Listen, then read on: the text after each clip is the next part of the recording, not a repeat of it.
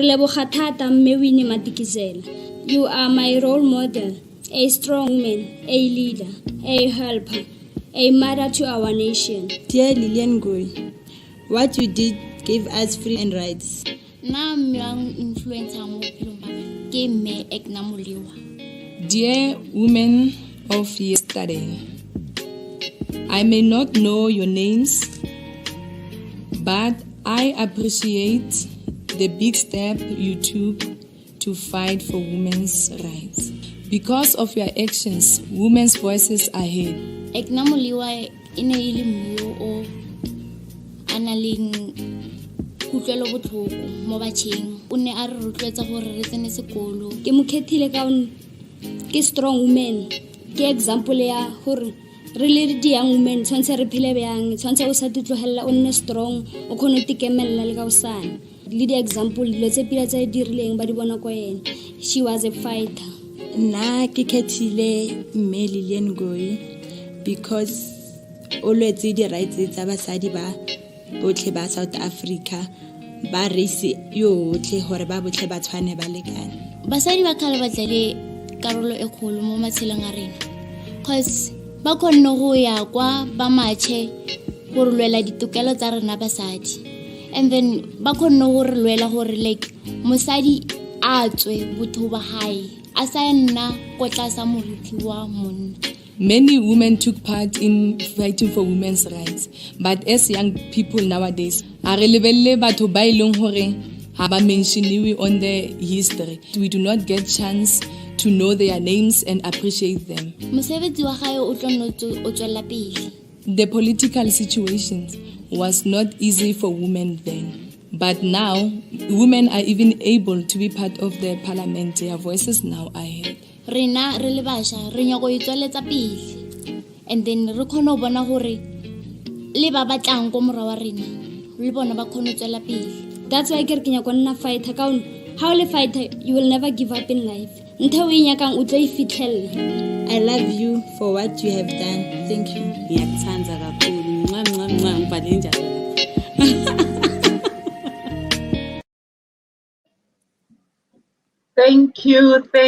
Thank you for tuning in, and welcome everyone to this very important conversation that we are about to have with people I consider key influencers in South Africa, people who have played their part in making sure that the South Africa that you and I live in today is a South Africa we can be proud of. People who on a continuous basis keep giving of themselves to the realization of a South Africa that all of us call our home. So I'm going to ask them to introduce themselves. I'll start with myself. My name is Pina Godisang. I am the CEO at Soul City Institute for Social Justice, and I am happy to be hosting this powerful panel this afternoon. So I'm going to ask them to introduce themselves. And as they introduce themselves, I would like for them to tell us what freedom means to them. You know, freedom can mean a whole lot of things to different people, but I'm interested to hear what freedom means to these people that are sitting with me today to have this conversation. So let's start here, and let's start with Mapaseka. You know, Mapaseka, all of you know Mapaseka as Steve Letsike, and Steve is well known in the activism space. Steve is a human rights activist, but Steve can tell us better who Steve is, you know, as we welcome you, Steve, to this panel. Over to you.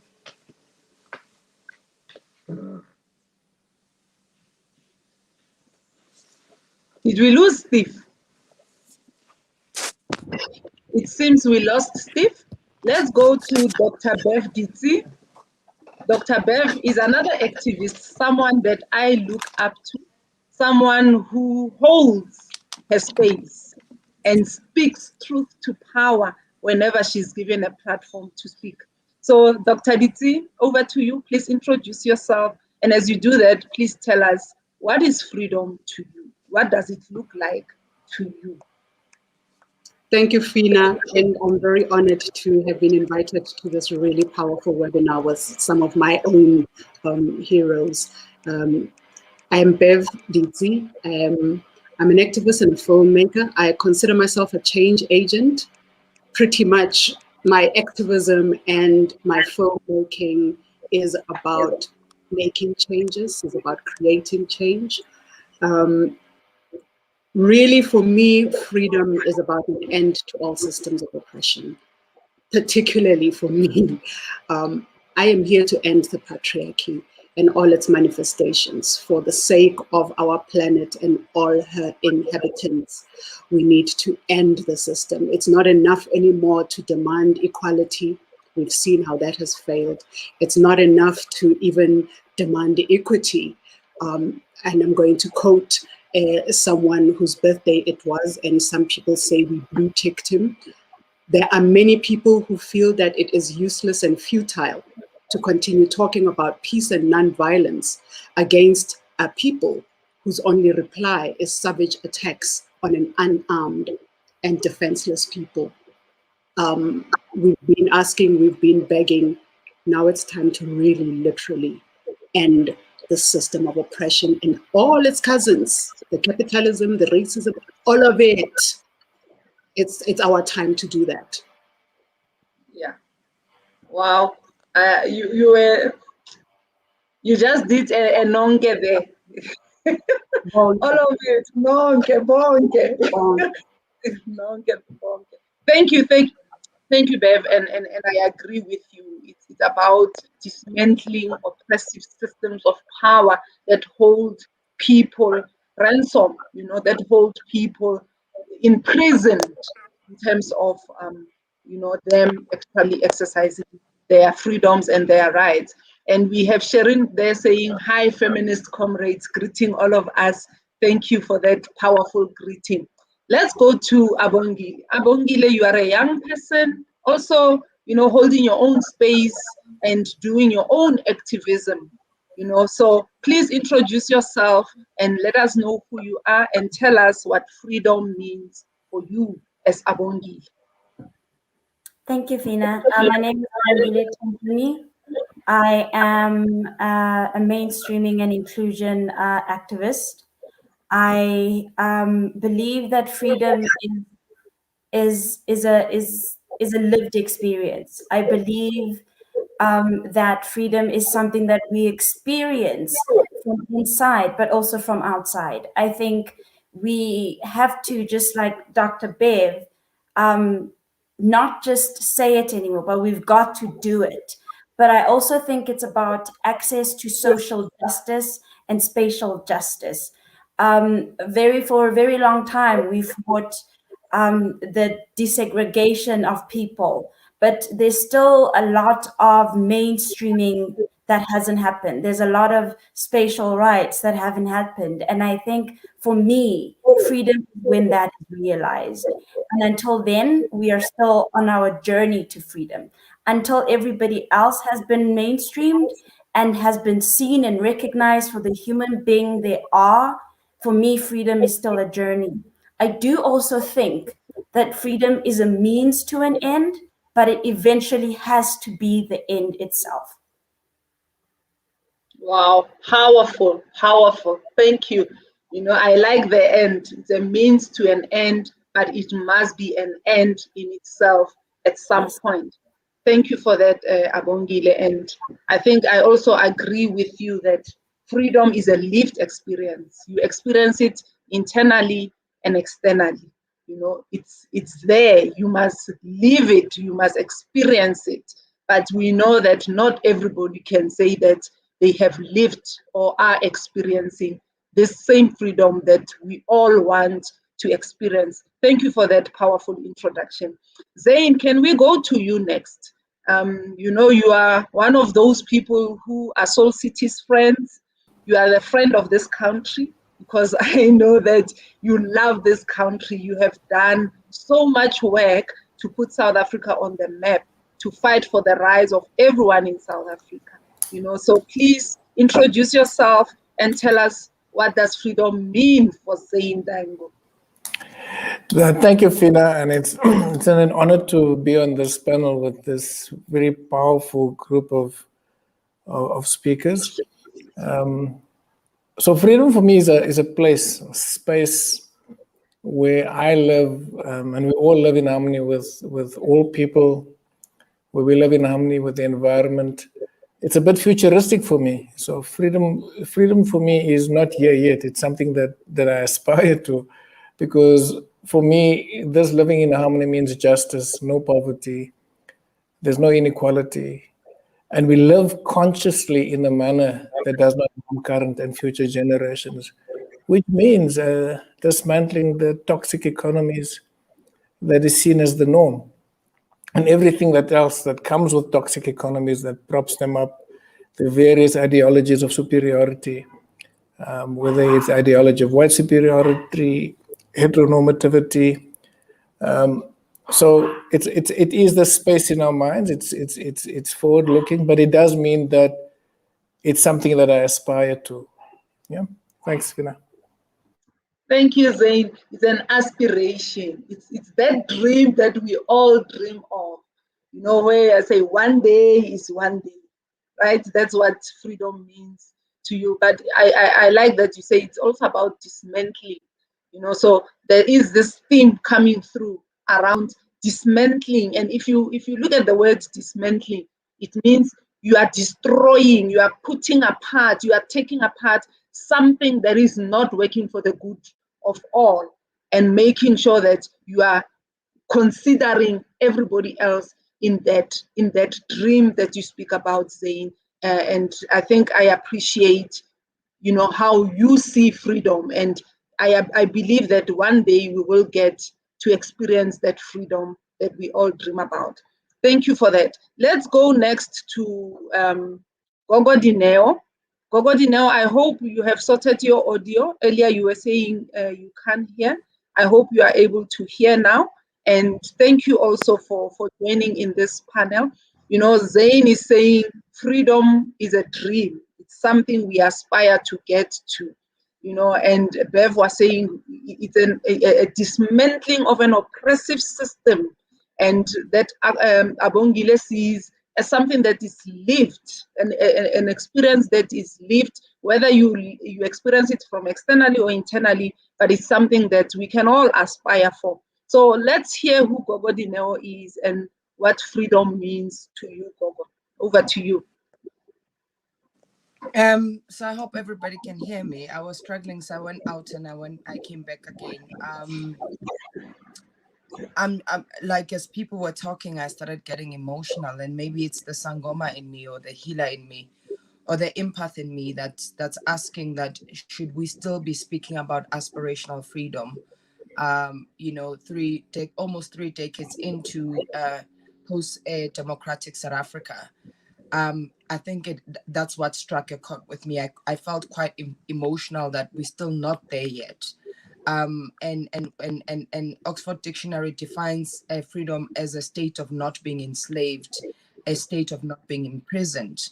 And here I am as Isangoma, feeling that in my own country I am not yet free. That which was negotiated pre-1994 did not include who I was as a Black African child, because it feels like freedom to me would look like something where who I am as a spiritual healer, Isangoma, does not need to be able to find alternative words to explain to my people and my country what I do and what I do and what it means. Freedom to me, as an African child, I don't need to explain my success as a woman and as a Black woman to my people as a Sangoma. Freedom to me would have my form of practice as mainstream, not as an alternative practice. Freedom to me will have us have access to natural spaces that are incremental, as part of our healing, as part of our connection to the ancestors that have fought for this freedom that we are talking about, that have given us at least the freedom to speak our mind and speak our truth. Freedom to me would also look about something like us having uncomfortable conversations like we are about to have right now, speaking truth to power, speaking truth to colonial systems that still reign supreme, even though we say we are free. Freedom to me would speak about really rewriting the narrative of what African spirituality is, African culture and tradition is, because some of us still carry colonial constructs of those identities and we call them African, further removing us away from our Africanness. A lot of us carry rage and certain animosities towards African identities because what colonization and systems of oppression have done has rewritten that narrative, and that narrative has seen as perpetuators of isms and schisms, has seen as one that is oppressive to women, yet the one that I know of is the one that actually understands that that understands that without, we call Mother Earth, Mother South Africa, that understands that the deprivation of the mother is an end of its society, of its community, of its family. So for me, freedom is where we understand that when we are looking down and pulling down our own because they're different from us, it's un-African. Because in us, what was different was a gift from Creator and our ancestors, because it was a call for innovation. It was a call for us to be different and do differently than what we have done. Difference was a gift and it was not a curse. So freedom to me would have us looking at that which we have lost and that has been demonized and that has been put as something that it was truly not. And I still feel emotional as I speak. Sure. Yeah, you are going to make us emotional. That's powerful. That's powerful. I think you are slowly introducing the concept of othering, which I also want us to talk about on this platform, because if you are not what I believe, then you are the other. And when you are the other, you are not one with me, and we see that a lot. We see that in how we practice our Christianity, how we practice, even how we exist, our colorism, ageism. We bring in a whole lot of other things that take away from us being Abantu, and our traditional, what do we call that? Umuntu ngabantu, yes, but it's that concept of you are because we are, and we remove the we. And our society now wants individuals. You become an individual. It's about you. It's about your family. It's about your own success. As you were talking about success, Gogo. But we are forgetting that for us to exist, we need this community. We need to be communal. That is why now we have issues of poverty at the rate we have them now. That thing of we can all eat out of one pot, feeding each other, raising a child together as a society is no longer there. That fiber is gone in our societies. And for me, freedom is when we bring back that African fiber of loving one another regardless. We don't have to be the same color. We don't have, whether you are dark-skinned, light-skinned, whatever you are, embracing each other's differences, creating a space to belong together, because we can share the space. There's nothing wrong with being different. That is why colors brighten our lives, because if there was only one color black or one color white, life will be so boring. But there's yellow, there's purple, there's blue, there's pink, there's all these colors to bring variation, and with variation to bring light and all the things that we can enjoy about life. I wonder if Steve is back. If Steve is back, we can then give this chance to Steve to introduce herself and tell us what freedom means. Otherwise, then we continue, and as Steve joins, we will then continue. But let me start, maybe before we even start with questions, allow me to read the preamble to the Constitution of our country. It says, we, the people of South Africa, recognize the injustices of our past, honor those who suffered for justice and freedom in our land, respect those who have worked to build and develop our country, and believe that South Africa belongs to all who live in it, united in our diversity. We therefore, through our freely elected representatives, adopt this constitution as the supreme law of the Republic, so as to heal the divisions of the past and establish a society based on democratic values, social justice, and fundamental human rights.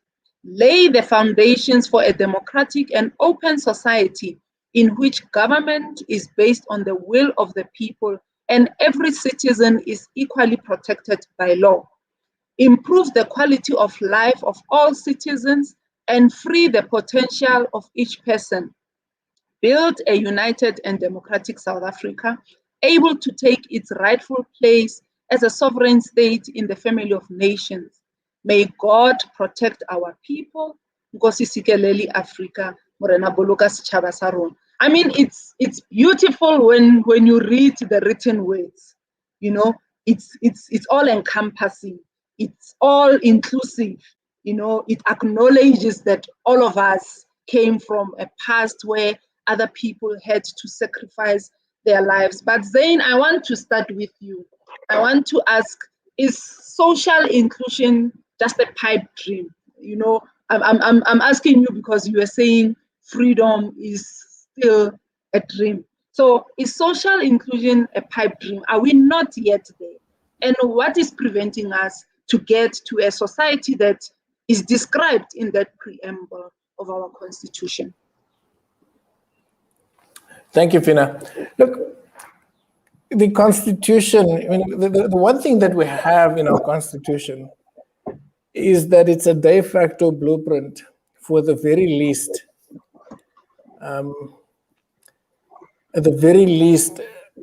a social democratic state. At the very least, I'm saying it can go beyond that.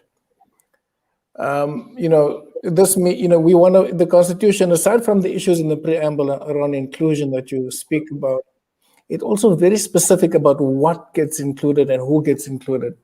So it includes socioeconomic rights, rights to social security, food, water, and these are not nice to haves, as some people would like to make it out to be. These are constitutional entitlements. So you have this together with civil and political rights that at the very least, and I underscore this again, lays the basis for a social democratic state. You know, we could go to beyond that if we want to. But what we do have is a neoliberal state.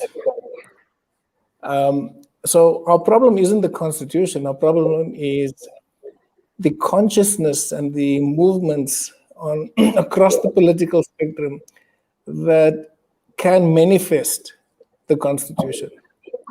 You know, and I say this across the political spectrum because I don't see any sort of, if we talk about party politics, including governing parties and opposition parties, none of them in my view have the will or have expressed the will either through what they say or what they do to manifest the Constitution in a way that at the very least allows us to build a social democratic state, which leads us to levels of inclusion that are required to undo you know, the legacies of the past. The socioeconomic rights issues, for example, are constantly limited by the clause that says progressive realization. Progressive realization just means resources permitting. But what I have found working in government, working outside of government, is that this resources permitting progressive realization has become not an issue about resources, but it's become a fig leaf for an ideological block towards building a more inclusive society through changing the economy. You know, even the little bit of a welfare state that we have built has been around lots of insider activism and civil society taking government to court, you know, with very little support from those political parties outside of government. So I do think it's about making use of this document that other people aspire to have in other countries, but ensuring that we manifest it in the way that we live consciously. You know, I'm still surprised that no civil society organization in a society where we litigate a lot has not litigated around the right to food, for example. We've litigated around the right to social security, but expressly litigated around the right to food, and how that will change perhaps the way food is produced and consumed, from being seen as this commodity to being seen as a public good. So, Fina, these are some of the issues that I can talk at length about. It's my issue is that there's a lack of a consciousness, and an organized consciousness in the form of a political movement that is, and political movement isn't a political party, it's civil society, working in partnerships and working in a way with other political forces that can allow us to build this kind of society using the Constitution as a tool. Instead, we find ways of deviating from the Constitution and not manifesting it. And part of the problem is this insider politics. There is no overt, and I know it's controversial, there's no overt left party in South Africa, but variations of parties that are either center right or center left, but none of them overtly left. And that is part of this consciousness that I'm talking about. Because if you don't have a conscious movement that seeks to manifest what we can to leverage the Constitution for inclusion, then we're going to have these kinds of insider battles where we find ourselves in little pockets of space doing what we can, but there's no organized consciousness. And as you would know, in Soul City, when we were there, we said, how do you measure consciousness? It's the number of people and organizations articulating the same views on a particular set of issues. So for me, it's about building that consciousness, both inside ourselves and in terms of the critical mass required for the society to change. Yeah, and we are really bringing out, the issue around civil society and consciousness building.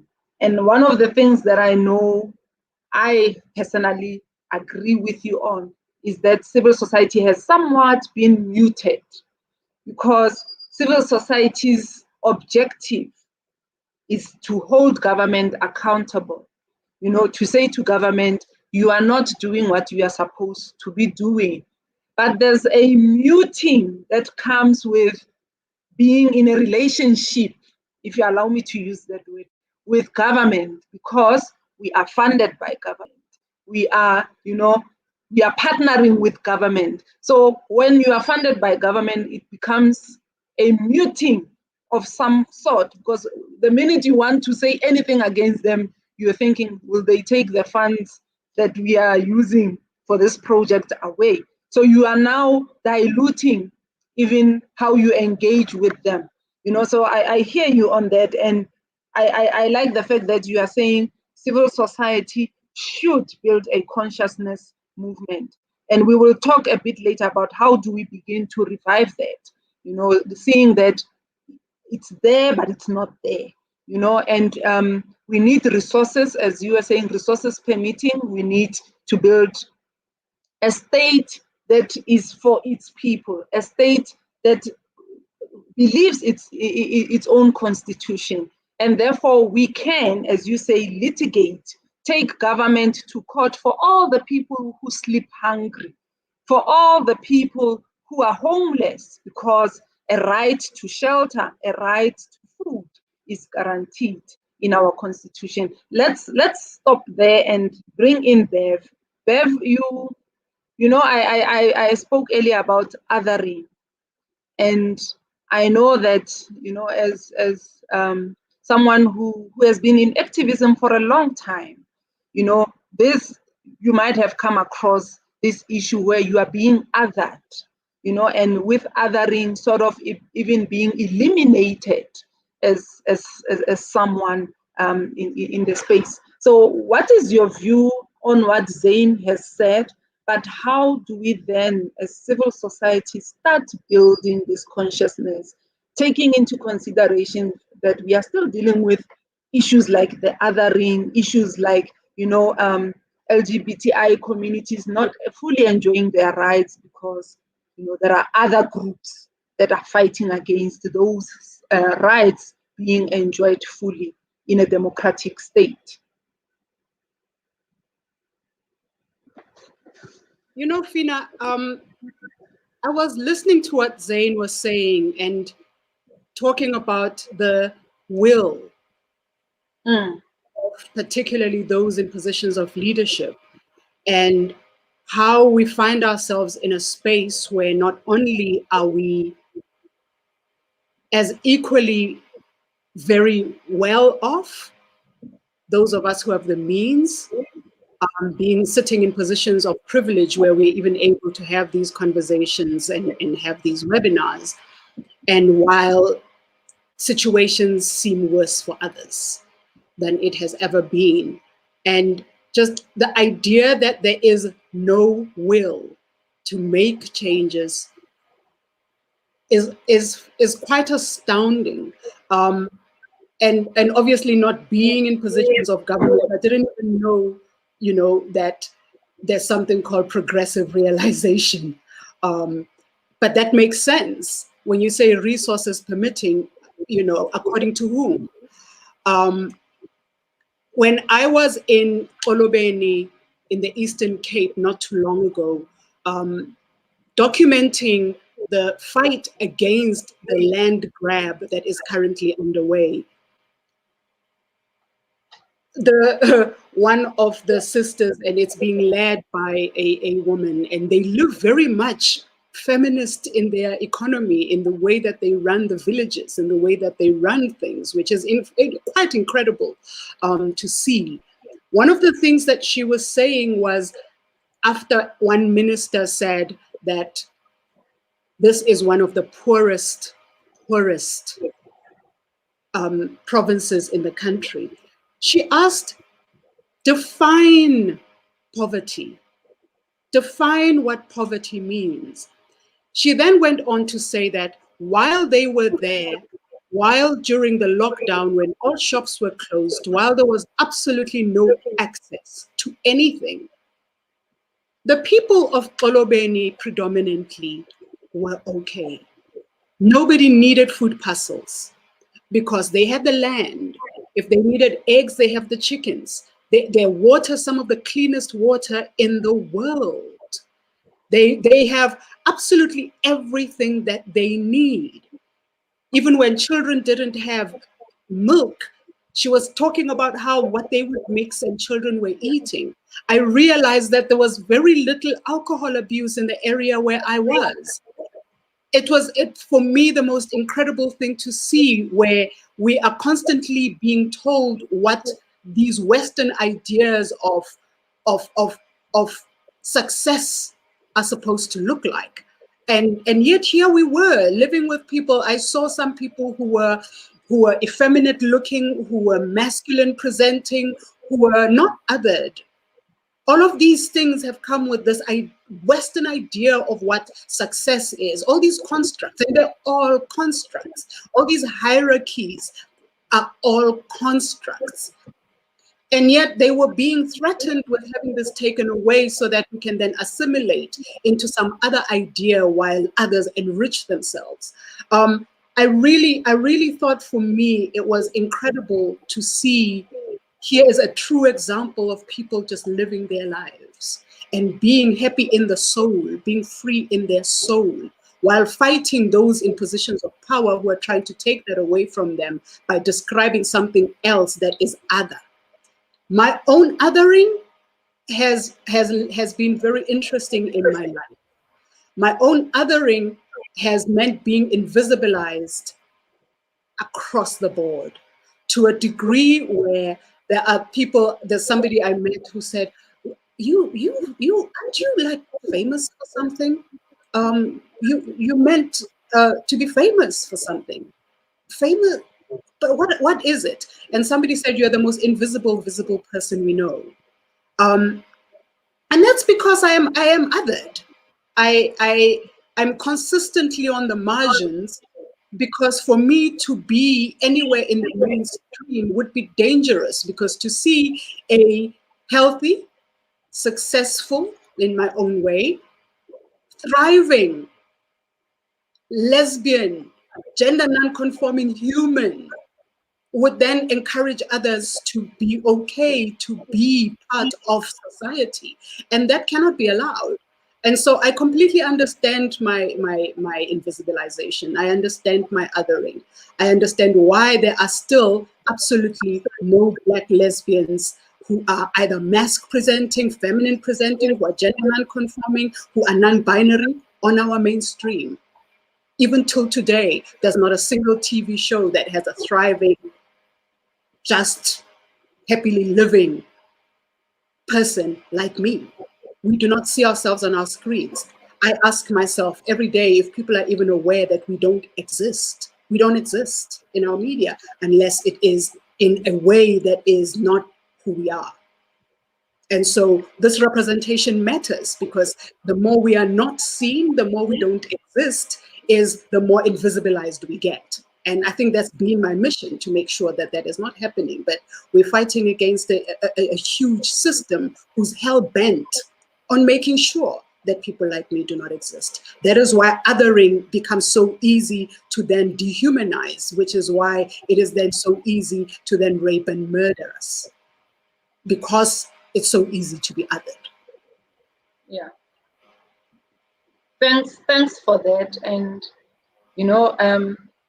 I like how you explicitly express that it's a way of saying, because we don't recognize you, you don't exist. You become invisible. And when you are invisible, nobody takes note of the things that matter to you. Because when they sit in a boardroom to discuss, you are not a factor. You are a persona non grata at that time. So it becomes easy to put all of us who are not in the other box, that people have created, in boxes where you can delete. You know how in your inbox you send items, your inbox, and your deleted items. Some of us are sitting in those deleted items, and nobody is wondering what's happening.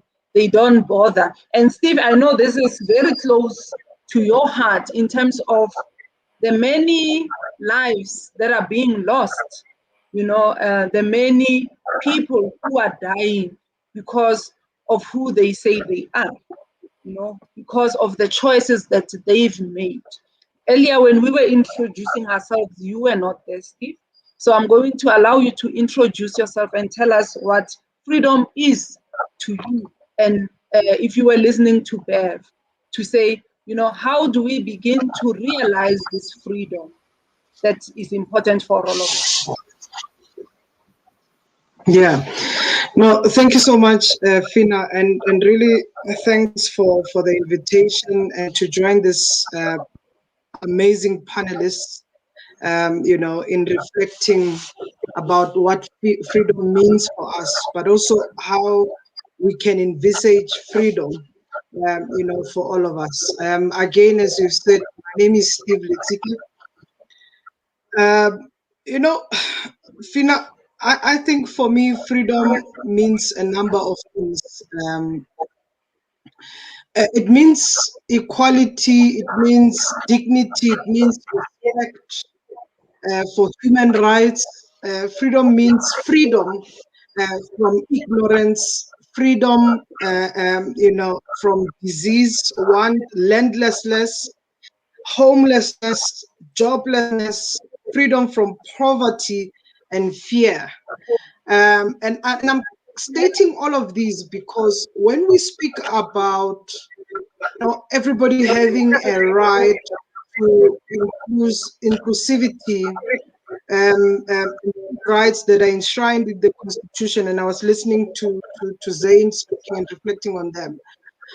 and even what Bev is indicating. For me, you can't speak about human being and their rights and their freedom without thinking about what their social reality looks like, their economic reality looks like, but also their life in their life, because personal is political. So how do we put this in practice? So for me, we are confronted by a lot of issues now in this country, given what has happened in the last week, but also in the last 12 weeks, because when you speak about the lives lost, it's not only just over 200 people that died because of the inequality that were expressed, and the criminality, the looting that had happened. In fact, that's a great expression of inequality. So we cannot even get to actually just call it out criminality and looting without talking about the inequality. So the life lost in this reflects that, but also the life that have been lost in the 12 weeks and over the last few years, because bodies are being counted a number of times every year, every week, every day, because of inequality. So what do we actually mean when we express freedom now, and the kind of freedom we need to be defining in this current era for the future? And we have to deepen and speak about the root causes, and which is inequality. So if we can't speak about inequality experienced by people on the basis of their sexual orientation, gender identity, if we can't speak about the disparity that speaks about class, that speaks about livelihood, that speaks about the health, just our health is just our wealth. But right now it's compromised by many things. You talk about COVID, you talk about HIV, you talk about, just mental health. It's compromised by many things. And for me, this is something we need to actually reflect as we speak about freedom, of whether are we really, really free from what we are experiencing currently, and what is our role even in that. Thank you, Steve. And we will come back, and I think I want what Zane said to be, to center the discussion that we're gonna have soon.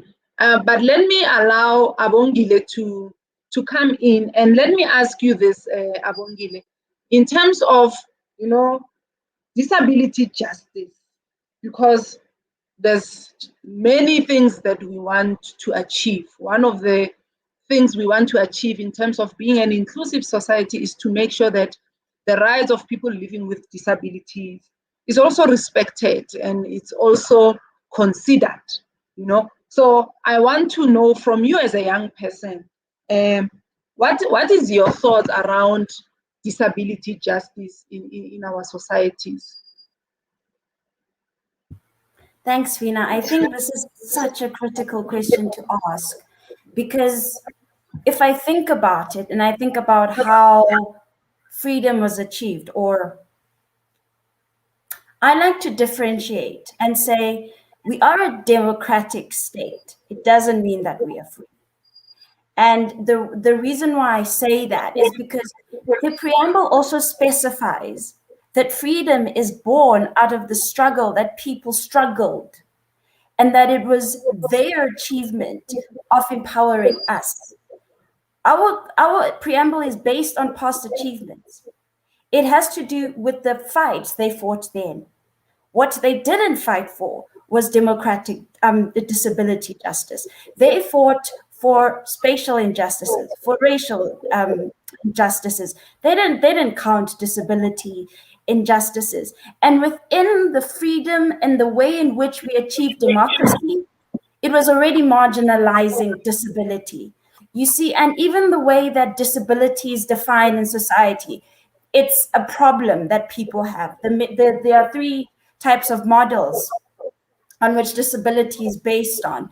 The first is a medical definition, which says disability is a person, and there's something wrong with them. They need to be fixed because, if they don't have an arm or they don't have legs or they can't see, that's a problem. So we've got to fix that problem. However, the proper definition for disability to adopt is one which is a social model, which says that disability is not the person. It is the environment that creates the disability. The environment disables you. For example, if I'm a wheelchair user, I'm not disabled. The building is disabling me from getting in because it doesn't have a ramp. So that is the social model we really have to look at. We also have to look at the fact that disability justice hasn't been achieved. I mean, if you look at the fact that we developed the white paper on the integration of persons with disability in 2017, 2018, when was that been implemented? How has that been implemented? Recently, we had work employment, and work incentives or BE incentives for having companies that employ people with impairments. But that's not really disability justice. It's just merely rewarding society for doing what they should be doing. And in fact, it's an economic incentive. It's not even a social incentive. You get a tick and you get a certain score if you include the certain people that we believe should be in society, but we just haven't brought in. So we've got to incentivize you. And then, of course, there is reasonable accommodation. I don't need to be accommodated. I need accessibility. And the idea of accommodation, it's just like, oh no, we'll accommodate you. We'll just tolerate you. It's such a patronizing, dehumanizing word. You'll accommodate me like I don't belong in society. Where is the justice in that? Where is you seeing me as a person who is marginalized in society and giving me the humanhood and the dignity that I deserve? And I think when we look at othering, I believe disability has been such an othered thing that people don't talk about it for a very, very long time. Disability has been such a taboo topic, even though we see it everywhere and even though we experience it, because disability doesn't necessarily need to be seen. And it's been such a shameful thing to talk about. I'll give you an example. When I was a child, some of my friends would run away from a wheelchair user. I don't know why that was scary for them, but it was. And it makes me think of the kind of consciousness and thinkings and beliefs that their communities taught the children, that it became a thing that children took on with their life. Another one.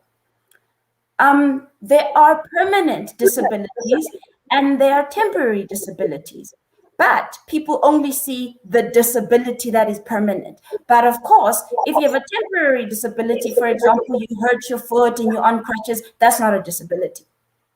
Yeah, it is, because the environment will still disable you from walking in a shop freely and being able to get in a building without limping. But people only differentiate and they other the permanent disability because people do that because of a social construct. Another one. People with mental illness or mental considerations. A lot of us, we have depression. A lot of us have bipolar. A lot of us have autism. But because you can't see that, that is less marginalized than the physical disability. But there is also, even with that disability that people can't see, I wouldn't say disability in this case, but I use the social case every time I say disability. But for cases of wanting to be clear on what I'm saying, mental impairments, for example.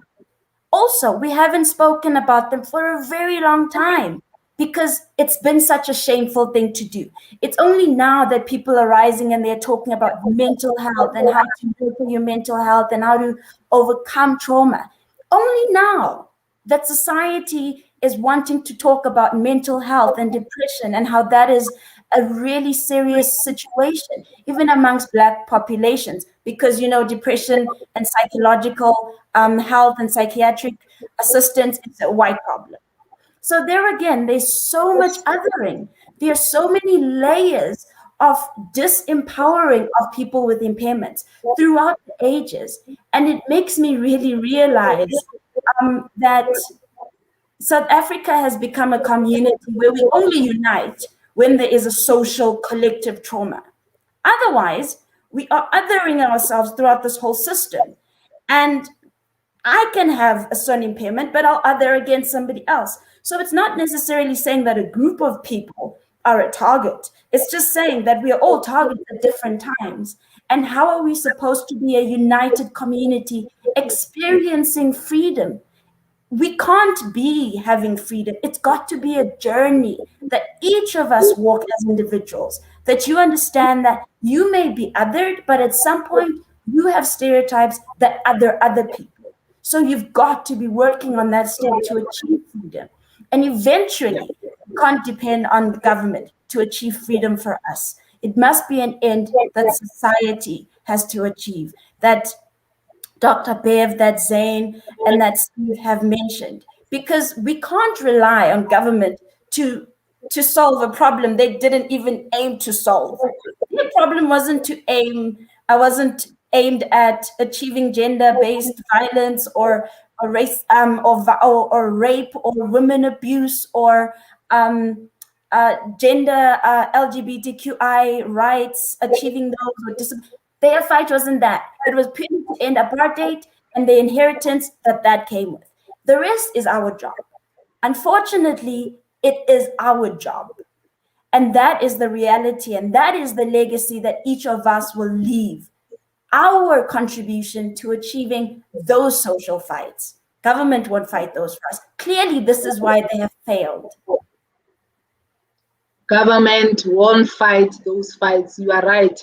And that is why we are here to say, what is it that you, me, and others who are listening can start doing? Because that time when we say government will come, government is going to do this, government budget this, government, we've seen that has not come through.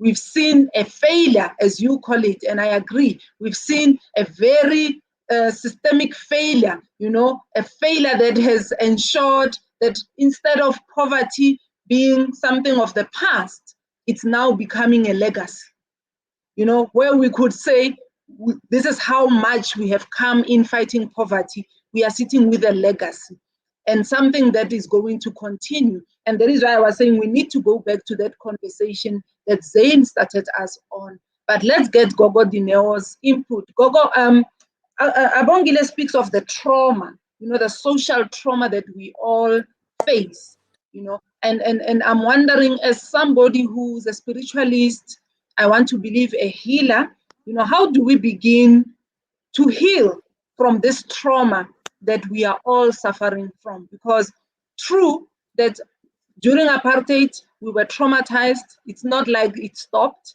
We inherited that trauma into this, we brought it with us into democracy, and it's continuing. We see how people react, that these people are traumatized.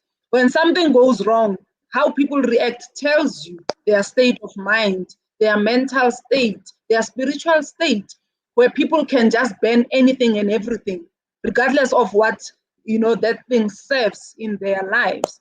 We ban clinics in a community where we need treatment for illnesses. Where are we gonna get that treatment once that clinic is banned? We ban down schools. You know, our reaction is to destroy rather than build. So what is your view, Gogo, in terms of our spiritual and maybe even our mental state as a society? And what we can do to start healing this trauma that we carry with us? I wish I could continue the, you know, perpetuate the stereotype that we've got a magic wand and I can throw some magic pills or mutis and give out solutions. This is what we can do, because had we known it, we could have done it by now. And I think that it is a journey, one. I mean, I've been listening to everyone. I think, firstly, just a deep appreciation for the diverse voices or the different perspective, because when Abongile spoke about social disability as the environment disabling people, and when I hear each person's story, is that we actually are all disabled socially as people who are participating in the panel. And Zane spoke about building a collective consciousness. So as a spiritualist, consciousness for me, it's about a state of awareness. But a state of awareness, it's also it's also generated from conditions and belief systems that we carry. A state of awareness is also based on the traumas that we've experienced and the traumas that we've experienced and how we've been conditioned and programmed to respond to those things. Dr. Victor Franklin, some of you might know it. He was a psychiatrist during the Holocaust, and he spoke a lot about how come other people survived the Holocaust and other people didn't survive the Holocaust. And he speaks that we cannot sometimes change the stimulus, but how we respond, it's determined by a whole lot of factors.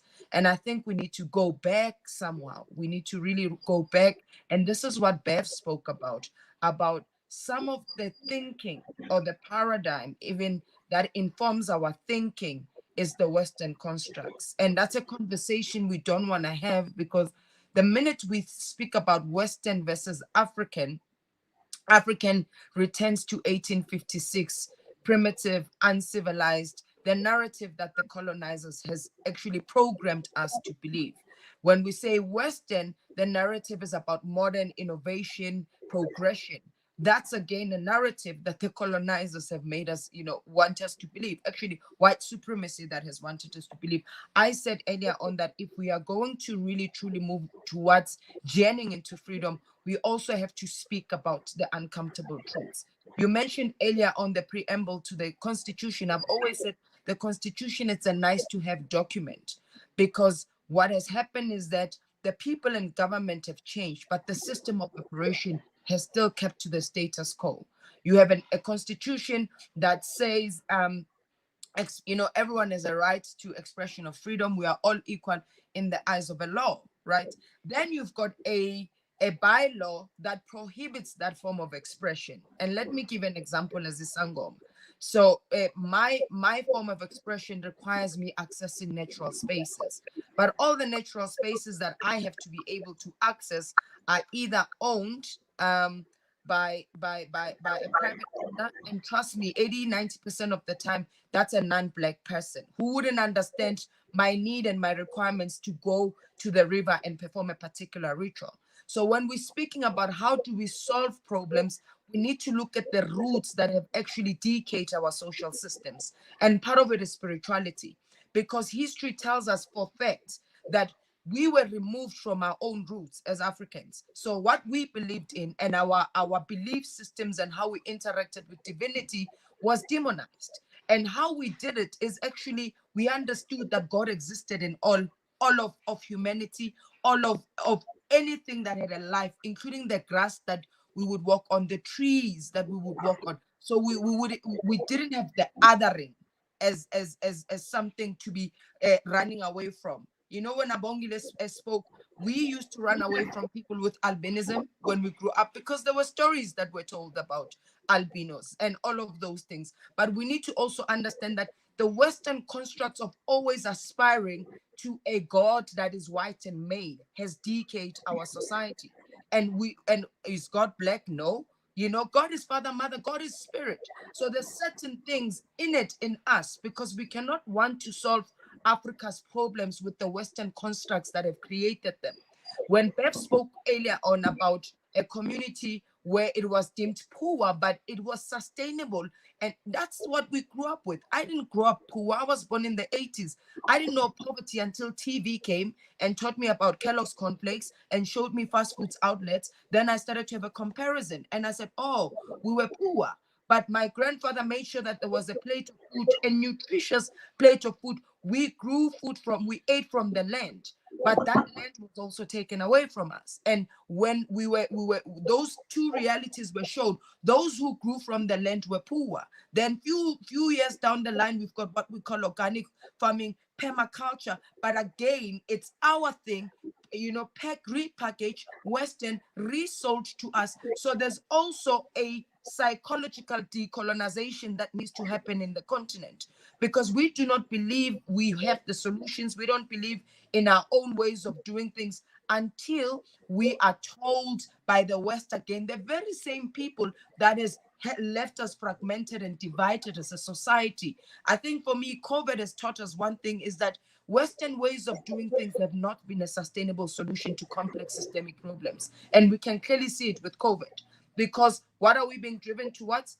Vaccinate, vaccinate, vaccinate. We as traditional healers, we were included by the former MEC of Gauteng of Health, but what they wanted to know, just give us the ingredients that you guys use to treat these elements. But that's not sustainable, because for us, a healing treatment, it's a journey. We don't just put mhlonyani, katazo, and give you the concussion. There is a ritual that happens. There is a consciousness that Zain was speaking about. There is a consciousness that we put into those things. So I feel like as much as we're having conversations, I'm even asking myself, is what I'm saying from an African construct, or is it from a Western construct? Are we seeking solutions from the very same problems that have created them? Because when we negotiated freedom, and we don't want to speak about this, we were not included. We moved away from including the majority to being exclusive, and to being inclusive. In our striving for inclusivity, we are now dealing with the aftermath of that, because we were trying to be this rainbow nation and have everyone and have a peaceful transition from apartheid to South Africa that is free, because that's what Abongile said, that we are a democratic state, but we are not free. I'm even wondering if we are democratic, because when the people in power feel challenged, the democracy becomes compromised as well. So we really need to be questioning things. And as Isangoma, one who is a interceder or an intermediate between those who once lived and to the ones who are living, it means I'm an encyclopedia of information, right? And as Isangoma, it means every conversation, whether it's a conversation about disability, LGBTI, Isangoma has to be present, because that person holds intel, that person carries indigenous knowledge systems. And I'm not speaking about traditional knowledge that has been dented by Western systems and patriarchy, because that's not who we are. Because spirituality says that there is no gender, race, or color, or creed. Spirituality is about oneness. But if we are not then included as spiritual healers in these conversations, we will continue to recycle these issues and these problems.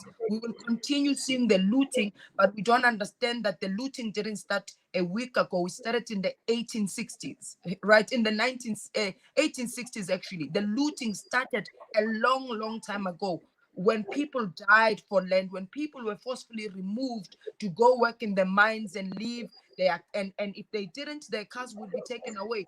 Do you understand the blood that was shed, that we are still having bloods on our hands right now? Because we refused to do things that our ancestors would do, to make sure that ancestors are peace, healing, or cares at a deeper spiritual level, because we didn't want to upset other religions. And for me, it doesn't make sense. As said this earlier on, how do I become an alternative service provider in my continent, where we call it indigenous knowledge system? That means this is our roots, but our roots have become the alternative. So we've become the GMOs, and other mainstream things have become non-GMOs, but we are the non-GMOs, if I use that analogy. So Fina, it's quite complex, but I feel like our roots are decayed. Our roots have been broken, and that's where we also need to begin, because it's also an assumption that mental illness, it has become taboo.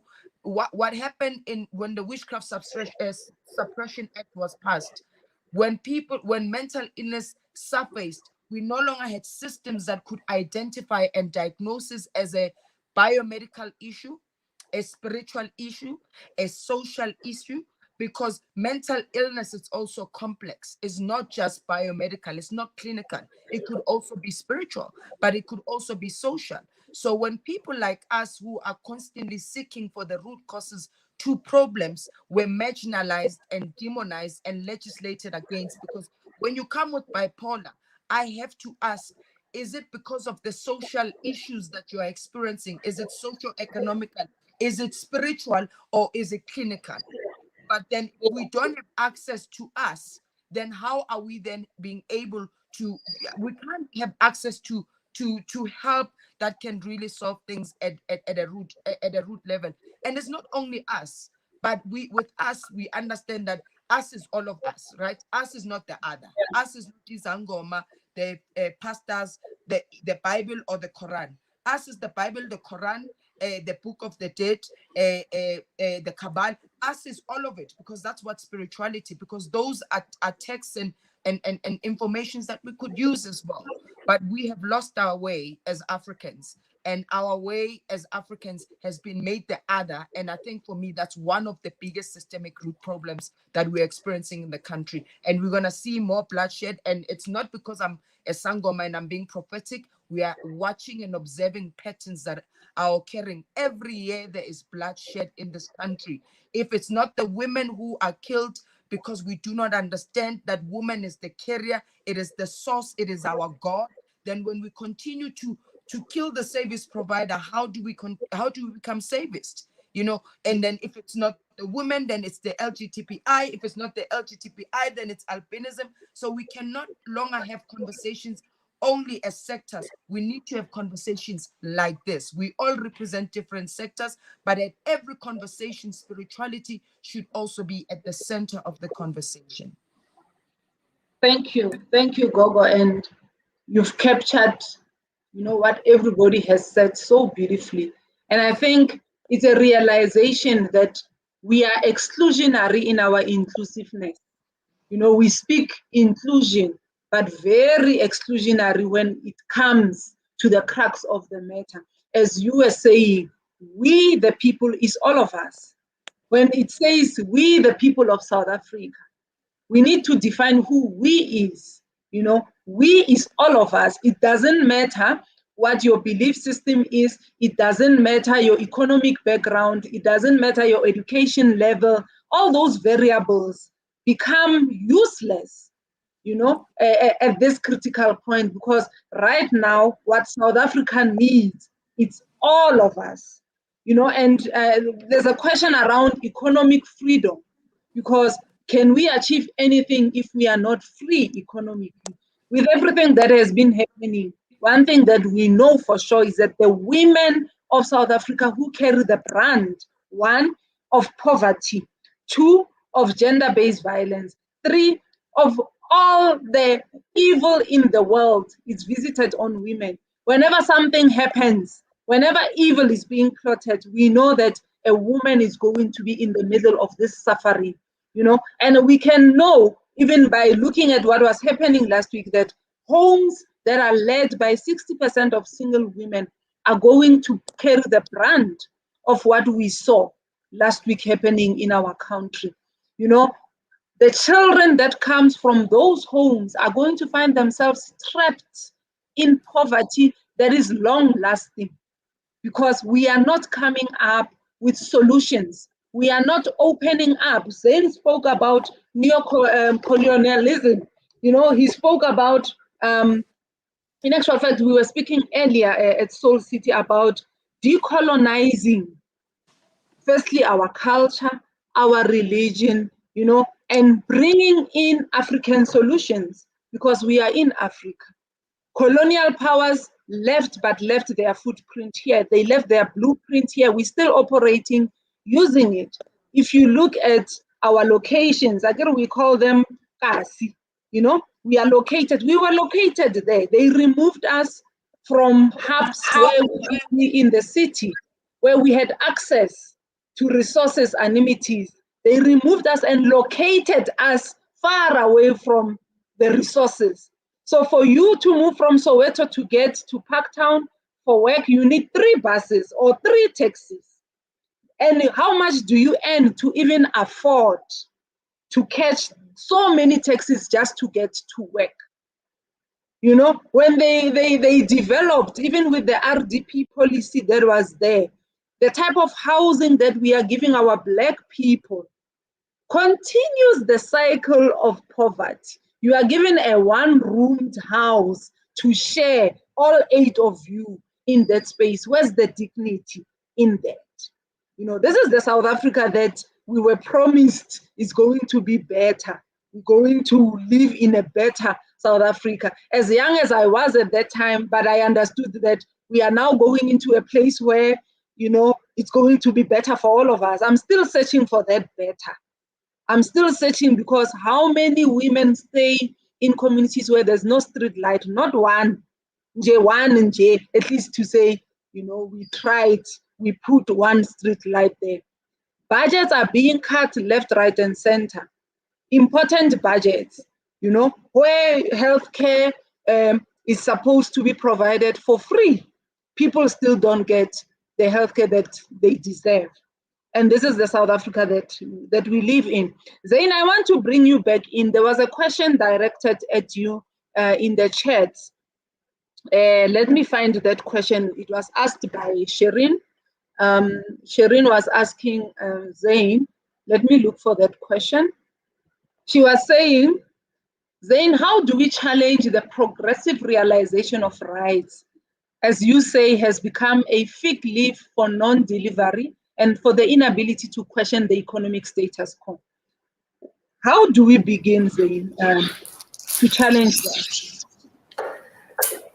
Thanks, Fina. This is a really fascinating discussion. Look, we've started challenging it. And the manner in which we challenge it is by defining what we meant by progressive realization. It did not mean that you needed to have particular pots of resources, for example, socioeconomic rights. Budgets are a statement of value. That's what we're saying. How you budget and what you prioritize begins to tell you what you value in society. So, for example, if you don't budget to ensure that socioeconomic rights are well funded, but you budget other items, whether it is the military or you need to get numbers right. And I'm using those terms because those are the terms that get thrown at us. You need to get the numbers right for the international community to see that you have a balanced budget. So a balanced budget for some is a better statement of value than actually ensuring that households have access to food. So, Shireen, we've already started challenging what this progressive realization means, and I'll share a document after this meeting where we presented this and we had a discussion. And this was over a period of a couple of years, and the last discussion on this was in 2017, 2018. But again, you know, people have used the words progressive realization, not just in South Africa, but everywhere where it comes to socio-economic rights. You know, it's interesting how people are willing to support civil and political rights. But when it comes to actually ensuring that you have the rights that changes this dynamic of development and the trajectory of development that is based on a particular model, this modernization model. We recently engaged at the UN, where we called out, and Steve would know this, this dichotomy, for example, where Western countries would be the champions of human rights when it comes to civil and political rights, but become the blockers of economic rights and social rights. And that's because ultimately certain institutions at national and international level have been used to what we call maintain the privileges of empire. So you had a certain extractive form of economy under colonialism. And when colonialism ended because of the decolonization movements, the global institutions and national institutions were purposed to maintain empire. That's why you have this kind of exclusionary economies. And that's why in international texts, when it comes to socioeconomic rights, they'll talk about progressive realization. That means if we can afford it. You know, It's this trickle-down notion. It's if we can afford it, which means you diminish that particular set of rights.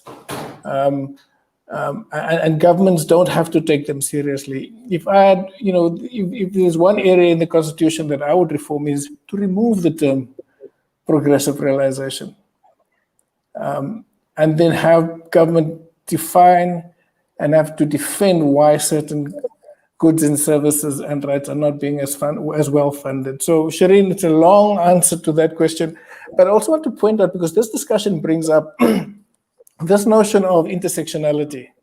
Now, we have a sense of radical intersectionality, where we know that, and Fina, you spoke about it, and we've discussed this at Soul City some time ago. Black women in rural areas, particularly Black lesbian women and non-conforming, are face the brunt of all these ideologies of superiority that confront our society, from white supremacy to heteronormativity. And it impacts worst on Black women, and especially Black women who are non-conforming to particular roles, whether it be economic roles, sexual roles, a whole range of issues. But you also had a right-wing intersectionality. It was slavery, colonialism, and the extractive industries. The way in which colonial powers could sell slavery to their people was to other Black people. That othering was, this language civilization. We need to go and civilize these people. And they sold this to populations in Europe, even during the period of the Enlightenment, to justify slavery and colonialism. So when we talk about decolonization, we must know that what we need to decolonize is very complex, but it doesn't mean it can't be done. Okay, we have these national economic systems and global economic systems that are there to defend and protect empire and the privileges of empire that emerged from colonization, moving to spaces where they were no longer in control of the government, but were in control of the economies of the globe. So, it's a long answer to a very short question by Shireen, but I think it's important that we reflect on this. So there are some papers that have been written, and perhaps in a follow-up discussion, we can share this and discuss it a bit more in depth. Yeah, and I think it's important for us to learn, saying that language is important, and there's a use of language that is intentional, because then you can't move. When you want an answer, they will tell you, as Zane is saying, it's progressive realization. When resources permitting, time permitting, political will being there, this can be done. But it's intentional, because the intention is not to achieve, as you were saying, Abongile, it was not to achieve that end. It's to put it as a smoke screen for all of us to believe that we are all included, we live in a democratic state, and it's pro-poor. Our policies are considered pro-poor policies, but how many people are poor versus how many people who are not? How many people lack versus those who do not lack? So I agree that there must be a collective move to change the language that is problematic in the Constitution, in all our policies. If saying progressive realization is what holds, us from realizing economic rights, then it must change. Civil society must demand, because that document was done in 96, so we can call for a rewriting. We can call for a rereading and rewriting of some of these chapters. The same way now there's the Peputa bill that is being amended. So we must call for amendments of problematic documents if they are not helping us move in any way from the position we find ourselves in. We need to find ourselves in a state where we are not hungry. And if litigating is what is needed, then we must mobilize around that. You know, we must build a social mobilization movement where we are not only looking at, you know, I think the politics of our country can wear you out, you know, and we get swallowed in that. And we forget the bigger picture, we forget the real issues. The real issue at hand is that we live in a society where people are hungry. And you can't even sit in a position of privilege and start judging the hungry. You know, you need to sit in that position and say, what can I do to change the narrative? What is my contribution in changing the narrative? And the intersectionality of issues for me is also very key, because not only are people hungry, but people are excluded. And not only are they excluded, people don't even have knowledge about what rights they have. You know, they don't know what this very same constitution that we are debating says about their rights. What can they access? What can they get? What shouldn't they get? And I want us to speak a bit to this. Bev, let me bring you in. You know, when we speak intersectionality of issues and we look at the positioning of women in our society, and I mean women in all their diversity, you know, when we look at the positionality of women, where women are the least paid in employment, women do care work, which is not compensated at all. You know, I mentioned that they are the face of poverty, they are the face of gender-based violence and femicide. What is the state supposed to change, or what is the change, as we are now saying we are the change? What is the change we must start exercising as civil society to make the position of women better? Bev, over to you. Look, I really am here to change the status quo. Right now, you know, I've been hearing and kind of going through the Constitution and hearing that it's the most feminist Constitution, and we are not using it enough. And yes, of course, there are amendments that need to be made. We already have institutions that exist that can and need to be used in order to fight the system. But we have others that are a lot more savvy and have a lot more access, be it financially or otherwise, that are able to use the same system that is meant to be for all of us, and they're using it against us. The courts right now are very clearly being used against gender equity, especially when it comes to GBV. We are seeing it. We are seeing how the police, those who are meant to protect and serve, are also being used, because we are dealing with one system. And the system of superiority and the system of oppression knows how to perpetuate itself, knows how to even co-opt the oppressed to then advance itself. So we need to really begin at the top. I would like to begin to ask us to fantasize of a system that is completely different to the system that we are living in right now. We need to end the patriarchy, because together the patriarchy enforces and pushes the hypermasculinity that demonizes the feminine. And if you think about who and what the feminine is, it is all the queers, it is the women, it is everything that is not hypermasculine. Hypermasculinity is killing the earth, it's killing the universe, it's killing everything all around us. It's creating systems that continue to perpetuate themselves. They include global capitalism, they include lack of access for everyone. And yet we are still in the cycle, but we're not actually pulling out of the cycle and saying, where's the problem? For me, the problem is clear. Start imagining a world that is different, that is not patriarchy.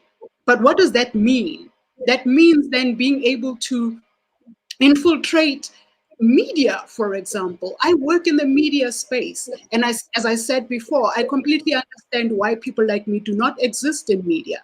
The example with the Kenyan film Rafiki that was banned and unbanned and banned and unbanned because of the Oscars at one point. When the Minister of Information said it, this eventually when he saw the film, he said there's nothing wrong with this film. It's just the ending. The ending is happy. These two women are happy without men in their lives, are happy living outside of the systems. That cannot be allowed. You need to change the system, because to allow this joy that we see at the end of the film makes it possible for everyone else. And so, of course, that makes absolute perfect sense. But if we are not countering this, if we are not making sure that we are seeing a different ideology beginning to emerge, when you say a feminist economy, what do you mean? And people kind of go, what does that mean? An example for me is how someone made this example of colonization when the colonizer arrived and played this game where he put a basket of different fruits over, a few meters away, and told these kids, run, whoever arrives first and grabs this bowl of fruits can then have the fruits, and they can do whatever it is that they want. They all kind of congregated and looked at each other, and they all held hands, and they all walked together to the fruits, arrived at the fruits, and shared the fruits. And that is the difference. The difference here is that you didn't have one kid running over, because that is what we're being taught. That is what colonization taught us. That is what capitalism taught us. That is what patriarchy teaches us, the survival of the fittest. That is very, Gogo actually said it. That is not Ubuntu. And so you cannot talk development, and you cannot talk a Ubuntu type of economy and still subscribe to capitalism and its hypermasculinity. We've got to change the system right at the root. But also, someone else also spoke about how revolution is not built around cult of personalities, and this is something that I am grabbing off of Twitter that I saw this morning. Revolution is based around and built around ideology. But how do we begin to share an ideology when everywhere we look, whether it's mainstream media or social media or even in our own spaces, we are not starting to talk a different ideology? We will not be able to execute a revolution in any way unless people understand what the ideology is and why. And right now, we are lacking that in every way, because we're speaking succession, we're speaking changing of laws, but we're not speaking about the changing it to what. We need to begin at ideology. And yes, it is about decolonization. When we speak of going back to what our great-grandfathers, as Gogo also said just now, it does not begin in the 1820s or the 1652s. Who were we before then?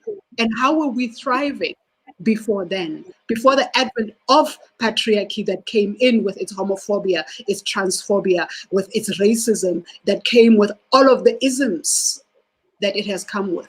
What was happening? And can we then begin to reimagine that and begin to build ideology around that, so that then we can begin to change systems? Because for me, changing systems at the top, we've seen it. We come from apartheid. All they did was change positions of power and leadership from one person to another. Right now, our country is in crisis. The world is in crisis. And we're still talking to the same people and expecting the same people who put the crisis to change the crisis. And yet we are sitting here as thinkers, as leaders in our own right, having conversations amongst ourselves. We need to begin to change the systems. We need to begin to infiltrate and change ideology and dream it. Can we dream it? Us here, can we begin to say, what does that look like? What does that really look like outside of patriarchal ideology? What would freedom really mean for us outside of this patriarchy, where we can look at the Constitution and look at the systems of governance and say, okay, we know we want horizontal leadership. We know that right now this whole vertical thing is becoming a thing of the past.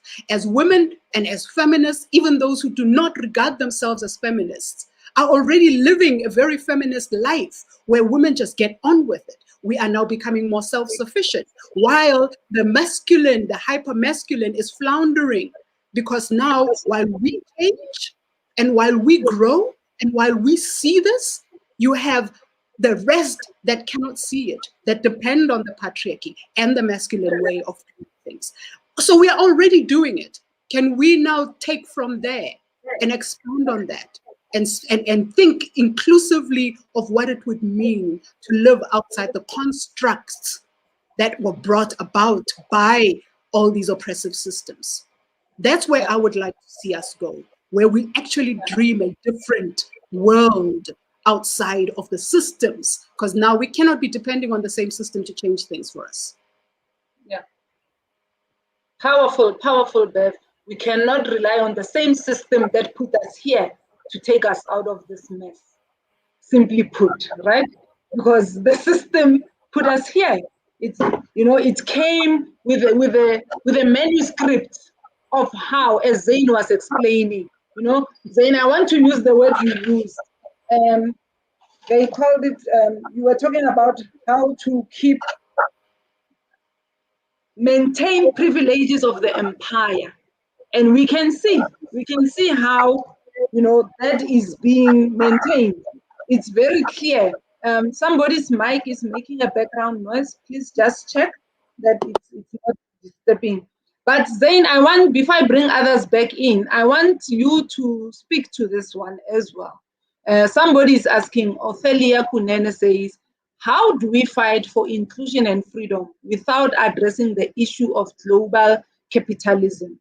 You know, it's capitalism uses patriarchy as a lever to attain its objectives, and you've articulated that very clearly, Bev. You know, and it's reinforcing it, and we see it even in our education system. You know, we see how we are maintaining the privileges of the empire. I think I like this term. You know, we are maintaining the status quo. We are not changing anything. You know, so how do we begin to do that? And Steve, I'll bring you next after Zain has said his piece on this one, so that we start looking at how do we bring civil society in. Zain spoke about we don't really have the left. You know, we are too much to the right. You know, how do we begin to move towards the left? Over to you, Zain. Okay, so I think it's the question about global capitalism and undoing capitalism at national level. You know, when we were old-fashioned activists in the 70s and 80s, we spoke about you cannot achieve socialism in one country. And the reason for that was that we knew that the global systems will punish you for daring to buck the trend. You know, those of us who spoke even about Keynesian economics, not even socialist economics, at one point were seen as heresy. You know, talking heresy in terms of what kind of economic systems were seen to be acceptable. And lots of money went into investing in education and building a consciousness around just that this is the normative, this is the reality, that we can't move away from this. If you know, books were written, for example, how the Chicago School of Economics ensured that they influenced through scholarships and investing in people in the South, people who will become voices for that particular ideology in the South, particularly when they take power. So when we engage around changing capitalism at the national or regional level, we also have to understand how these systems are interlinked, and how there's what we call countermeasures and punishment meted out to those who want to buck the trend. We look at the blockades of Cuba, right? We look what happens to places like Venezuela. It's not only because of internal dynamics, it's also because, you know, the less countries you have that tend to want to buck the trend, the more the system sustains itself. And it's for that, if you look at the SDGs, one of the key issues that we included in the SDGs was an agreement after long negotiations to change the global financial and economic infrastructure. It was an important goal, but it's one that actually nobody is working on. Nobody's working on it because it's seen as something that we must ignore. You see people within our own government saying that we should ignore it, and those of us in government fight it all the time. Okay, and I think Bev's point about the spaces that we need to find ourselves in to build consciousness, to begin to shape policies and begin to build this critical mass of voices of people who think the same, who dare to think differently, needs to happen at local level, at national level, and at international level, because they are all interlinked. For example, when I was asked to lead a negotiation at the UN some time ago, and one of our ministers made a deal with the African group that we will not include anything that talks about the rights of sexual rights. My decision was to step away from that negotiating space and says I can't do that. And these are this kind of insider politics which doesn't make a dent. You need a conscious, organized movement of civil society working with progressives in the absence of a progressive political party. And I say that again, we don't have a progressive civil society political party in this country, at least not one that is in parliament and engaging in. And I know it's controversial. But we need these kinds of consciousness that can take the struggle from the international to the local, because then we can deal with the intersectionality of issues. Because global capitalism will ensure that the system to retain privilege is maintained. And there are definitely consequences for those who buck the trend. So the more we work together at national and regional level to ensure we change these systems, change and envision a different kind of economy and build an economy that is not patriarchal. My last concluding words on this is, if you look at how patriarchy operates, so the ideology of male superiority, right? And the impact ideology of male superiority has on our society, communities, and the households. The global economic infrastructure is exactly the same. It's a form of patriarchy which perpetuates inequalities within and between countries. And we need to, the way in which rich Western countries, for example, would engage with countries in the South is exactly the manner in which somebody who operates within the frame of ideology of white supremacy will deal with black people, or a man who operates from the frame of ideology of male superiority will engage with women and others. So you can see that and we have to point this out all the time to people who push a civil and political rights issue only. And then when we point out the contradictions in the manner in which they still support the manner in which their own countries engage with countries in the South, it becomes an unpleasant discussion for them. And this is, we recently told the European Union that they have no right to stand on human rights on any issue, given their stance, for example, on access to vaccines and therapeutics in COVID-19. And the more we call out the hypocrisies in the global system, I think the better as well, because then we build this consciousness, this consciousness of what Salsati termed as one point radical intersectionality. Thanks.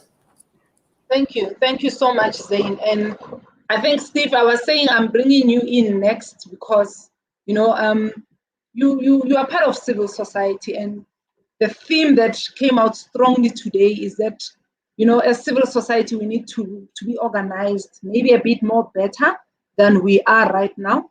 We need to put aside our differences and have a common goal, which is to rebuild an economy for our people, because we realize that it's not going to happen on government's watch, but on our watch as civil society, something can begin to shift.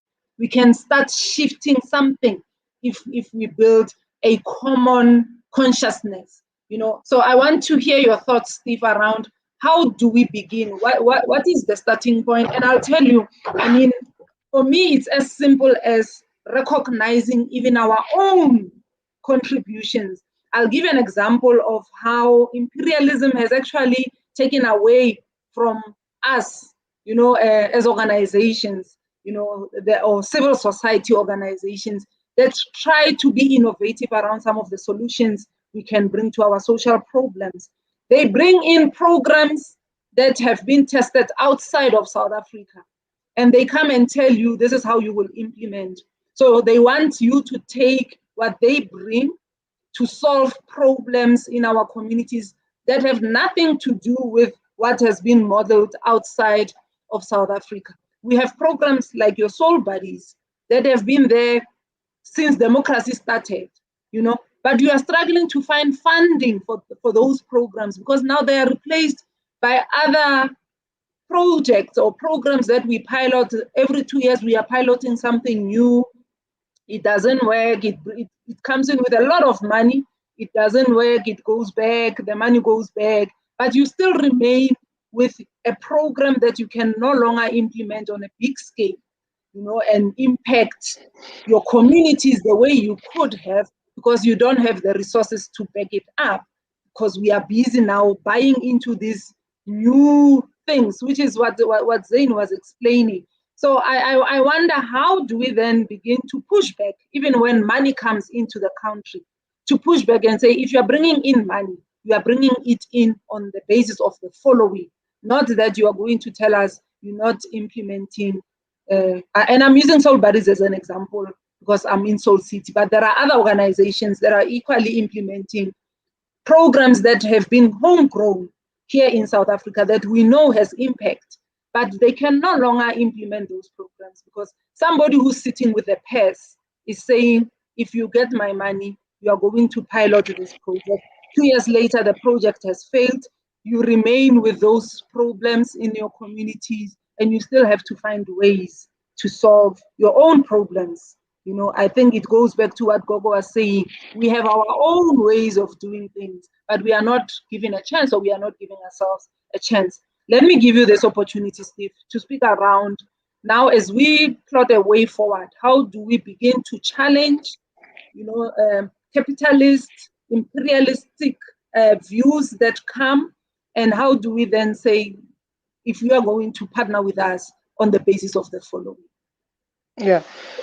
No, thanks, Fina, and thanks for comments, you know, by my fellow panelists. I think there's quite a lot when we talk about civil society, and I think it's even in the era where we need to recognize that civil society, it's broad, and the issues are even much more becoming complex. Now, the question of whether we can advance or strengthen civil society speaks about a reflection that urges, you know, that the language that is being used, the effective framework that is being used, in particular for social change.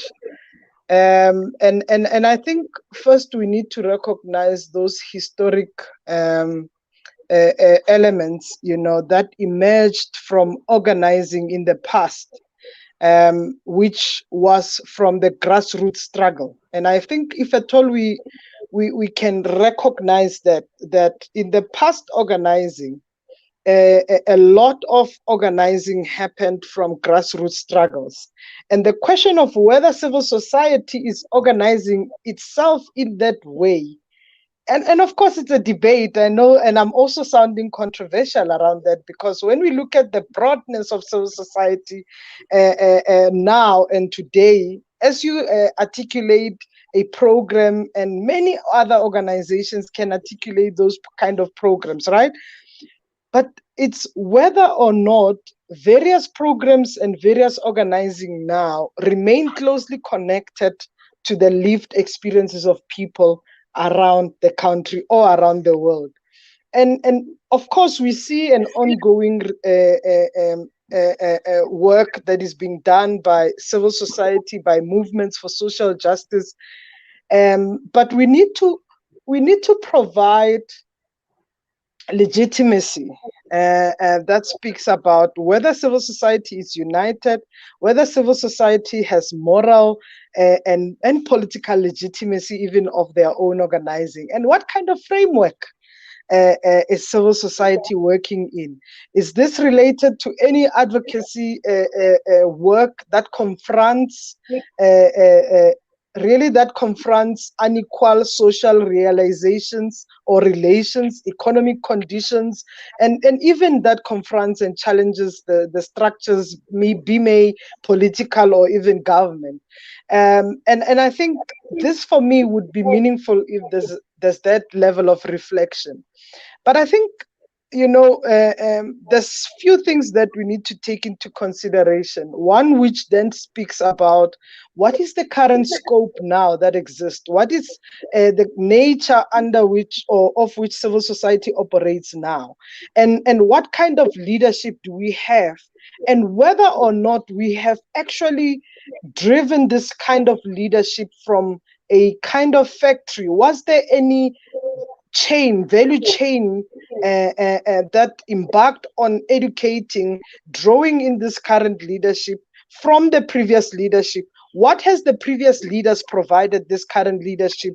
In where when we criticize with knowledge that you have parted ways with education, and if you have not, what kind of support are you providing to strengthen that current leadership, so that even with this current one, we then look at the next generation of leaders, of which we then build it as a kind of factory. And I think for me it's quite critical and it's important that let's not just get to a point where we just point, but we get to a point where we reflect on some of the injustices that we have done, even amongst ourselves and the spaces that we occupy. There's a notion where we need to echo the stories of people, and we are echoing this with social movements that exist and how this movement must continue. The movements that exist now are quite important. The organizations are quite important, but whether there's coherence of strategies, there's collaboration, and there's infused relationships that we can continue with, I think they are relevant, but there's sometimes where they are influenced by many realities that includes resources and so forth. Organizing or activism sometimes doesn't resource it. It needs all of us to come together and fight for the cause. And I think it's some of the aspiration we need to take with and reinforce, so that we can actually infuse that kind of change. Of course, resources are needed in a kind of programs that needs to actually get us to repair the injustice of the past, and even challenge the very same backlashing or well-organized pushback movements, such as religious movements that are well organized to actually continue to contribute to social injustice or inequalities. So I think for me, it's quite important to incorporate efforts that can sustain movement and look at various ways of which we can come together to achieve that. I'll pause there, Fina. Thank you, Steve. Gogo, let me come to you, and I'll come to you, Abongile, as we are about to wrap up. So Steve says we must fight for a cause. We must look at injustices in our societies and put up a fight. So if you were to make a call today, Gogo, to say to South Africans who are listening, what is that fight that we must put up, and how do we fight this injustice collectively, around a movement that brings all of us together for the common good? Put aside everything. Right now, all of us face a crisis in our country. We live in a country that is bleeding, that needs healing, that needs to move forward, but also that creates solutions that are sustainable, because There's a generation that will come after you, me, and all of us here that needs to find a South Africa that is able to accommodate their needs. We don't want a generation that will walk into emptiness. So I hope I can be clear because I couldn't hear people clearly. So I wasn't sure if it's my network or your network on the other end, but am I clear enough? So I don't want to go into Yes, you are saying audible. what I'm saying. Yes, Okay, yeah. thank you. Okay, so I think firstly, I feel privileged and honored to be part of such a robust conversation about, you know, a South Africa we're envisioning. And I feel like part of the journey we need to be journeying towards is having this kind of conversations, because we're not having them in isolation. We're not having them in sectors. We really, because we can start to see the intersectionality of the issues, and we can start to see how complex the issues that we are dealing with, you know, whether we want to put them as the issue of ancestral wounds that needs to change the status quo, the system that has oppressed us, that is no longer serving us, even though we liberate. I think a healing towards an equal society.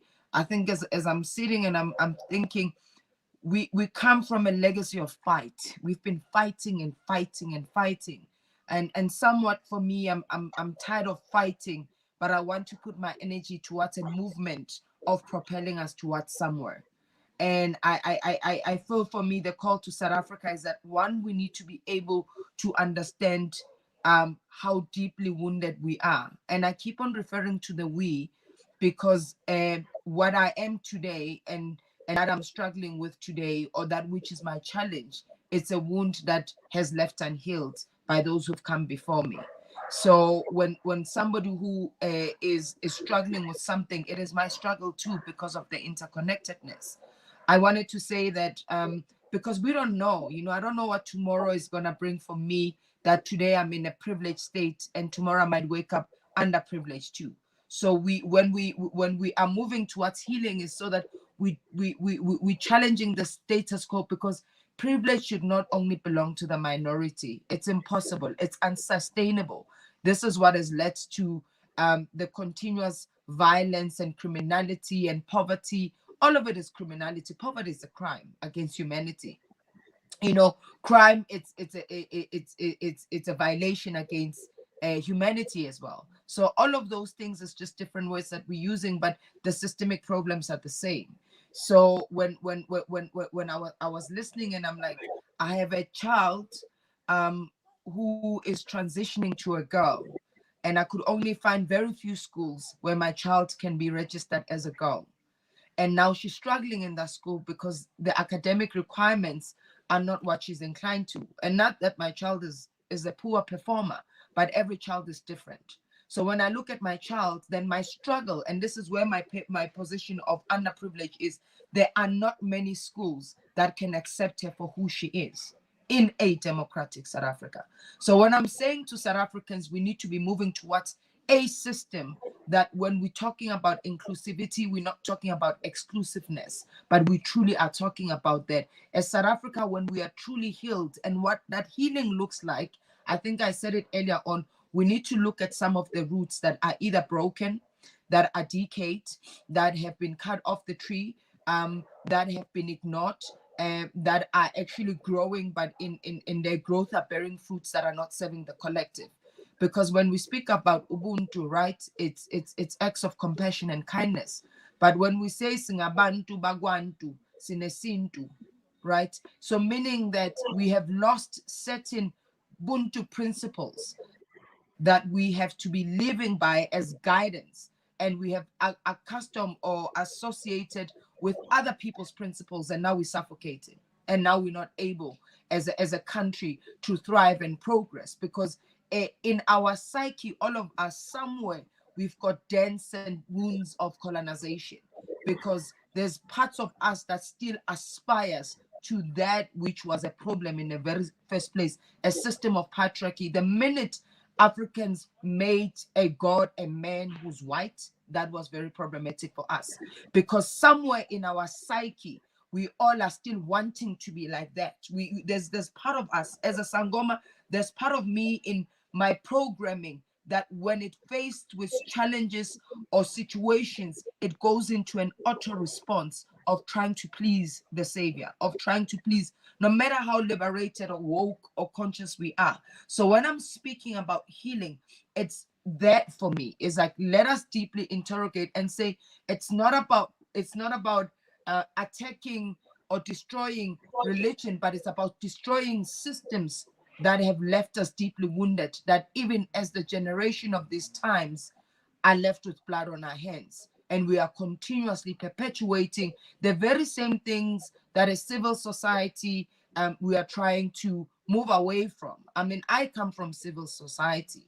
And when you spoke, Fina, earlier on, we lost a lot of funding because when we got funding from the US, they wanted us to do a generic program of HIV and AIDS. And I said, but we've moved past the state that you are asking. South Africa is not at the stage where the rest of the continent is, but they denied us access. So that's another healing, because we feel we can't without Western support. We have been incapacitated to also think for ourselves, to do for ourselves, because we are the problem as well, because we've become so dependent on the very same systems we are trying to fight. We want resources that we can use to fight the systems that we are trying to destroy. So there's something in all of us that needs to change in our psychology, in our paradigm, because the minute some of us start something, you know, when the looting happened, we were fragmented. Amongile spoke about we need to wait for a social discourse for us to unite. But social discourses, unlike what our ancestors might have experienced, have actually left us fragmented. We had a social discourse last week. We've had social discourses against GBV, but it has left us further away from each other, because then you have the ones who say, no, these are just looters. And it's not longer even just the privileged and the underprivileged. Even my mother, when I was trying to say, Mama, my mother's in Alex, unemployed, dependent on me. And I'm like, can we look at the deeper issue? She couldn't see it. She couldn't, because in her psyche, there is still those messages, early messages that we have been programmed as Africans. So for me, we need to reprogram our psyche. And we all have to take big mirrors and look inside ourselves when we're designing programs, whether it's a social justice program, whether it's an economic reformation program. What psyche and psychology is informing that, and whom are we dependent on? Because when we're still dependent on donors and funders, we are still going to be trapped in the system, because we are part of the system. We are not going to change the system if we are part of the problem ourselves. Powerful. We are left with few minutes, so we need to wrap up. So Abongile, as we wrap up, I will ask you to keep it short, but as a young person, you know, in South Africa today, we are about to go for elections soon. You know, what would you say, what is your call to action for the young people who don't know what is happening? They don't know how to, you know, as Gogo was saying, how to read what is happening, and we are divided even in what we are discussing in terms of the looting, whether we feel it's economically motivated because people are hungry, or it's politically motivated. It doesn't matter what we are saying, but the young people are at the center of issues here in South Africa. As much as women are, young people are the most unemployed right now in South Africa. And we have more young people than we have older people in South Africa. We are a very young country, you know, but we are not hitting the mark. You know, what is your call to action for young people like you? Hi, Finn. I forgot to unmute. I think that's a very important question. I think there are a few things. One, we have to weigh. We have to weigh where we are as a moving country. We are a people who's very stagnant just in our way of growth. As a person who's very young, I'm still battling finding an employment because people who are older than us haven't made that space possible. The truth is, it's very difficult for a youth to be integrated in a society that does not count youth as valuable. It's also very difficult to be in a place where a society is afraid of change. The youth is very diverse. It's well-rounded. It's creative. It's empowered. It's got a voice. And outside society, we know that we can collaborate and we can create new ideas and think about issues that are historical in new ways. But how can we create that when those spaces aren't created, or when we do try to resist those and all we get is a 2%? It's very difficult to live in a country where the vast majority are still thinking about moving away from the past and not the 10 years.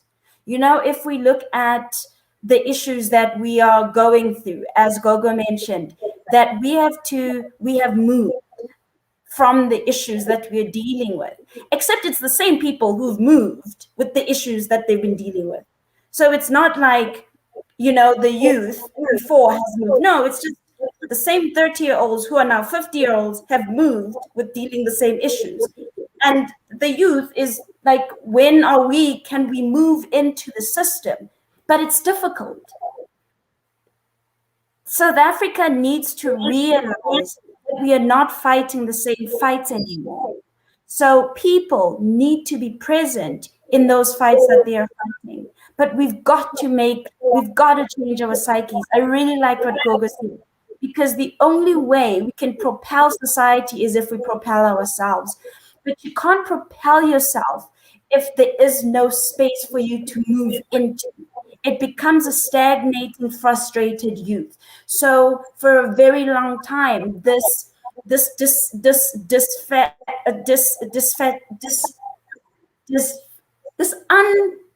unsatisfied youth has found itself in a way where you respond in tantrums or in explosive responses, because there is no way of being able to communicate where people will hear you. How must we communicate enough for people to hear us? I'll give you an example, just a really relevant one. So, you know, the United Nations was trying to be very inclusive in their response to COVID. So I was consulted to assist with the mainstreaming of youth and persons with impairment for their COVID response. So that task was done. But then the next thing is to arrange vaccines. And I was wondering, well, who's consulting them for that stage? We've got to be consistent with progress. The situation moved from COVID responses to vaccine responses. So where is that dialogue? So you see, we are stagnant. We aren't consistent. So what I would say to youth is we've got to vote differently. Whether we are voting for a different party, whether we are voting with a different mentality, we've got to do it differently. We can't do what our grandparents are still doing when they were 50, or when they were 13, or when they were 26. We've got to do it differently. We've got to approach these elections with a different mentality. A lot of the youth I've been having discussions around are saying they will vote for any other party but ANC. And what I'm hearing is, we will vote for change. We know the devil we know and hasn't worked. Let us try a devil we don't know. And let us see if that will create a space for us where we can transform ourselves into a system. What I'm also hearing is the leadership that moved us into our lifetimes. The freedom or democracy in South Africa is as old as I am, but I can't tell you that I've moved significantly into a place where my peers are. I've left a lot of people behind. I've been trying to bring them with me, but it's so difficult when there are such little creeks of availability. And we've got to do it differently. There is no way that we can create a different future if we don't do things differently. We've also got to look at what criminalizes a society, and how do we change our criminalization of people into into something that is positive. We criminalize pain. We criminalize frustrations. We criminalize. We dismiss anything that we find disruptive to a society. But what if the government asks themselves, why weren't we prepared for this? What made us not prepared for this?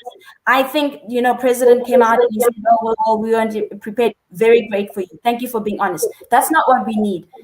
It's what we expect for you to be a good person to say, guys, listen, I wasn't prepared. That we don't need. We're not going to praise you for that.